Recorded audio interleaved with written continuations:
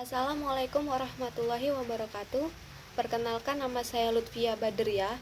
Saya dari kelas 12 MIPA 3. Di sini saya akan menjelaskan materi tentang persatuan dan kesatuan bangsa pada masa Republik Indonesia Serikat, yaitu pada tanggal 27 Desember 1949 sampai 17 Agustus 1950. Pada periode ini, negara Indonesia berubah bentuk dari Negara Kesatuan Republik Indonesia menjadi negara serikat.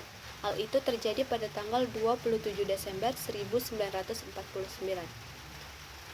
Pada perjanjian konferensi meja bundar dan berdasarkan konstitusi RIS, presiden adalah kepala negara dan tidak didampingi oleh seorang wakil presiden.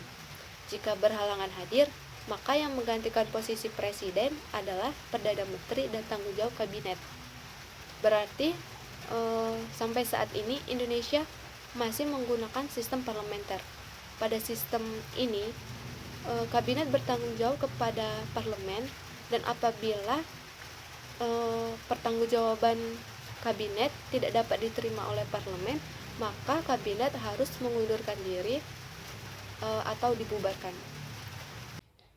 Konstitusi RIS mengenal 6 lembaga negara, yaitu Presiden, Dewan Menteri, Senat, Dewan Perwakilan Rakyat, Mahkamah Agung, dan Dewan Pengawas Keuangan. Itu adalah 6 kabinet pada masa Indonesia Serikat. Sistem parlementer tidak berlaku lama, hanya kurang lebih 8 bulan. Kemudian RIS dibubarkan dan kembalilah Indonesia sebagai negara kesatuan. Pada masa RIS ini, pemberontakan yang terjadi adalah pemberontakan APRA, pemberontakan Andi Agis, dan pemberontakan RMS atau Republik Maluku Selatan. Yang pertama adalah pemberontakan APRA. Pemberontakan APRA ini dipimpin oleh Raymond Westerling.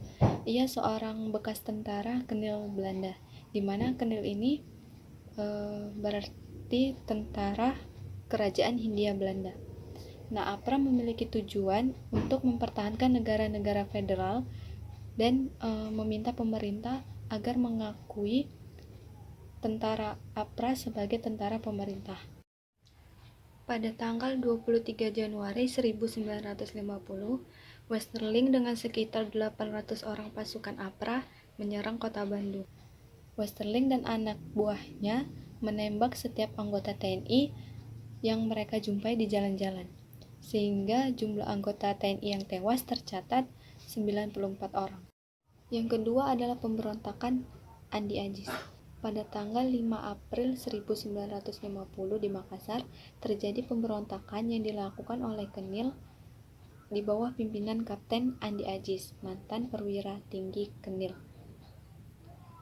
Penyebab pemberontakan ini terjadi karena penolakan masuknya pasukan APRIS atau anggota perang Republik Indonesia Serikat yang berasal dari TNI ke Sulawesi Selatan.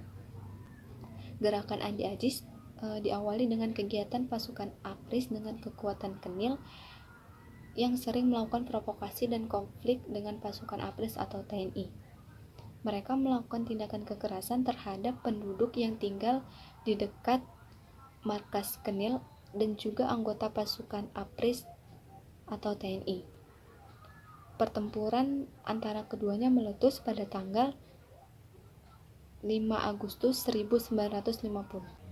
Yang ketiga adalah pemberontakan Republik Maluku Selatan atau RMS. RMS ini merupakan gerakan separatis yang menolak integrasi dan ingin membentuk negara sendiri yang lepas dari negara Indonesia Timur dan NKRI. Gerakan RMS dipimpin oleh Dr. Somokil dan memiliki basis di Ambon. RMS ini menganggap kemerdekaan Republik Indonesia adalah hadiah dari pemerintahan Jepang. Dan selain itu, RMS juga menolak kedatangan tentara APRIS atau TNI ke wilayah Maluku yang bertujuan untuk melucuti senjata bekas tentara Kenil yang masih ada di daerah Maluku. Pada tanggal 13 November 1950, dilakukanlah operasi penumpasan APRIS dan TNI. Dan pada akhirnya, ketiga pemberontakan ini berhasil ditumpas oleh TNI. Nah, jadi kesimpulannya, sejak pada tanggal 27 Desember 1949 berdasarkan perjanjian konferensi meja bundar, negara Kesatuan Republik Indonesia berubah bentuk menjadi Negara Serikat atau Republik Indonesia Serikat yang disingkat dengan RIS. Nah, berdasarkan konstitusi RIS, Presiden adalah kepala negara. Adapun tanggung jawab pemerintahan sepenuhnya berada di tangan Perdana Menteri dan para menteri kabinet. Itu tadi dari pemaparan saya. Sekian dan terima kasih. Wassalamualaikum warahmatullahi wabarakatuh.